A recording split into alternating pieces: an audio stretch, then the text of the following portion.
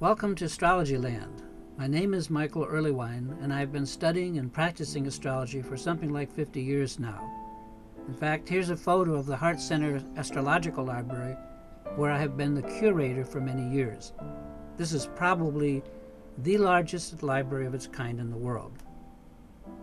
In this series of short videos, I will present some key astrological concepts in what I hope for you is an easy-to-understand format.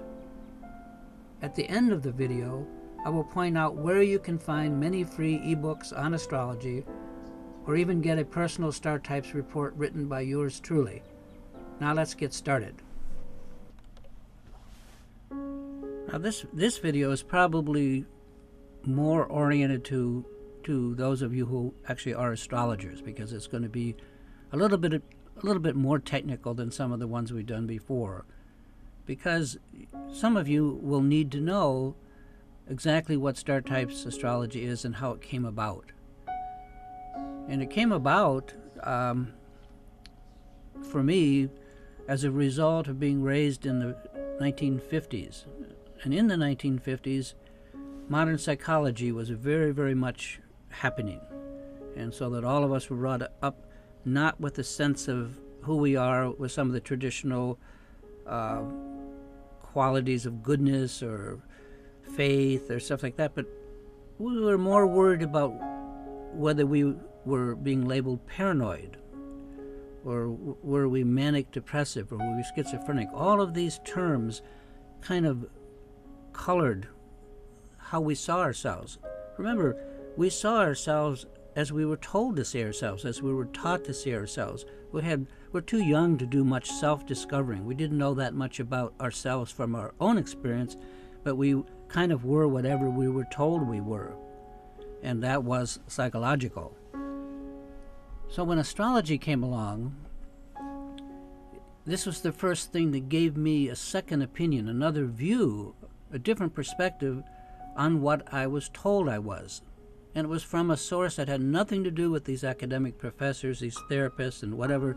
It had to do with how the heavens functioned and how the planets moved. But it gave me something, an alternate view. If you only have a single view, it's very difficult to know anything, because it takes two views to triangulate and to give you some sense of perspective. So I spent a great deal of time studying this chart. This is a typical geocentric chart that we've used these for centuries. And I would go through books and look up combinations, always trying to understand what I would be good for. Who was I? What use could I be in this life I'm living? I didn't want to waste it. And in the course of this, and I tend to use this type of chart, not this simple, but laid out in the 360 degrees of the zodiac rather than in the wheel of houses, because I was more interested in patterns and what were these planets doing with one another. And in the process of becoming a programmer and programming for other people, I wandered into techniques that I might never have found. One of them was heliocentric astrology. To me, heliocentric astrology was just one more kind of astrology, no different than anything I had done before. At least that's what I thought. And here's a diagram. As you can see, this is the solar system with the planets roughly shown, in different sized orbits. And the little blue ball at the top, where I've marked it Earth's view, that's our planet Earth embedded within the solar system. And that traditional chart that we had just looked at was this planet Earth's view of the whole system. So we can see that Earth is pretty much in toward the center. In fact, the traditional natal chart is as if we took a snapshot of the solar system from the Earth's view embedded deep within that system, and it would produce the chart that you see on the right. But when I started to look at heliocentric astrology for myself, for my chart, I got a pattern like this. From the center of the sun, my Earth, which is the opposite of where my sun was, is in Capricorn. But look at the different pattern that emerged. In the beginning, I didn't really pay much attention to the pattern. I was more interested in the fact that geocentrically, my Mars was in Aries. I mean, that's the chart that it was always used for. But suddenly, heliocentrically, my Mars was in Aquarius. And from this diagram, you can see from the Earth's view embedded within the solar system, it sees Mars in Aries, in the direction of Aries. But the true fact, Mars was really in relation to the overall center of the system in Aquarius. Well, that was news for me. And, begin to do things like interpret that, gee, if you meet me, then you see my Mars in Aries, but if you get to know me, my inner chart, everything I do with Mars is Aquarius based. So I like to think about myself that, yeah, I have a hot temper, but really a lot of what I do, the actions I take, benefit the community and the group. Those are the kind of things I like to think, of course.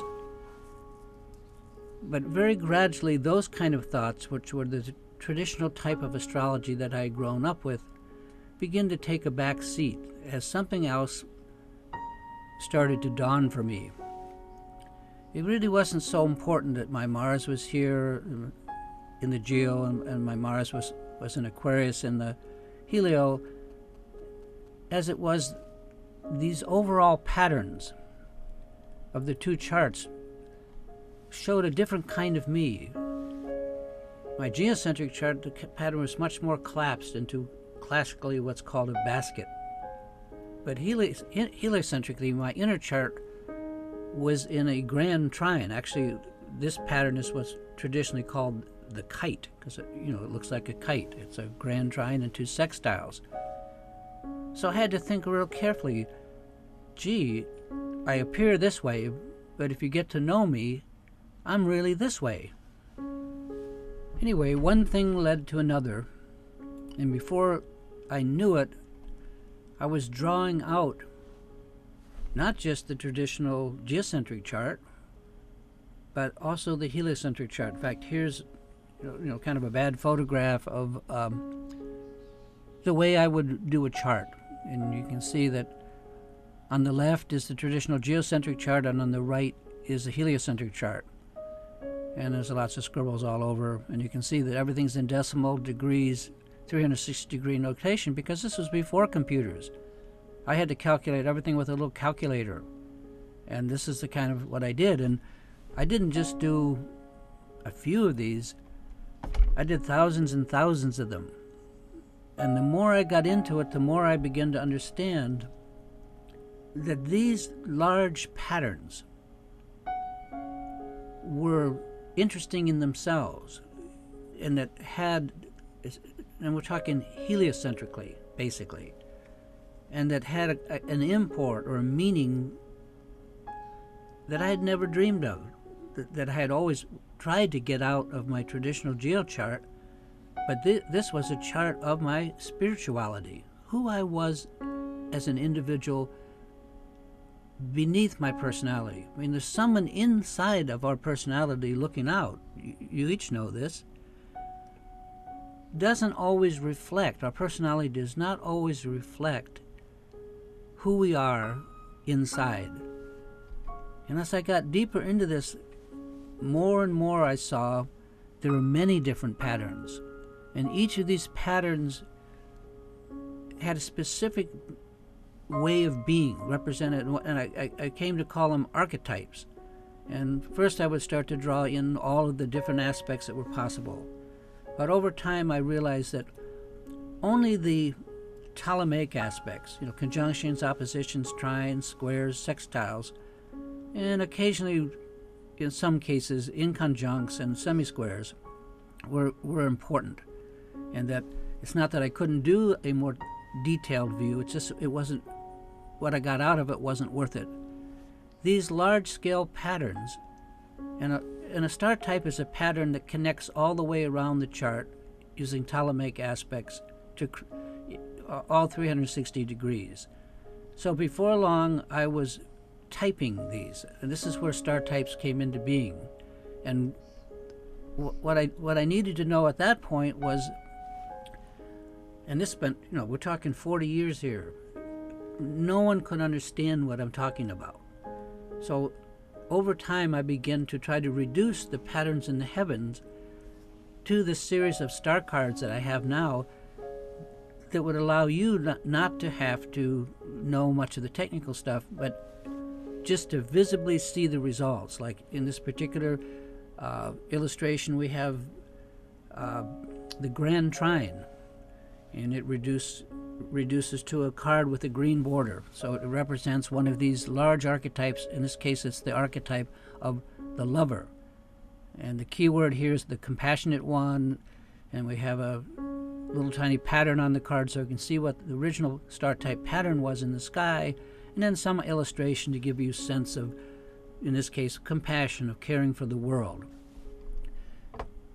And I begin to reduce all of these different patterns to first a pattern in a chart. When I found out that regular people didn't know how to read a chart, I further reduced it to a card, and that's where we are at this point.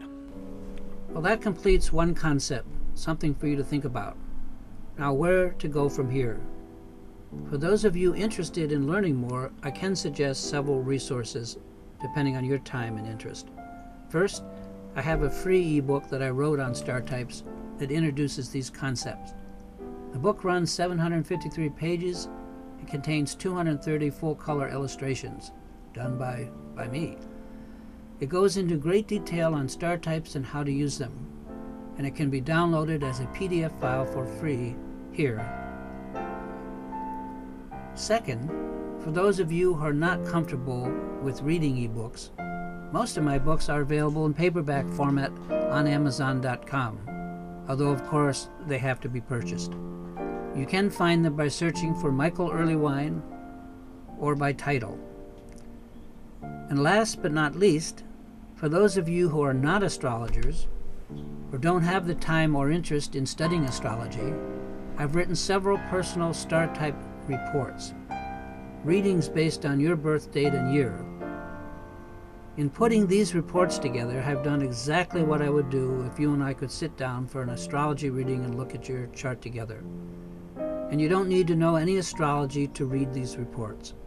They contain no astrological jargon and are direct and to the point. Star type reports are about your personal star type and your particular life path or direction. And I've had a lot of fun designing a series of astrological image cards for each of the star types to make them easier to remember. These reports are available online, instantly, and can be purchased 24/7 in easy-to-read PDF format at this link.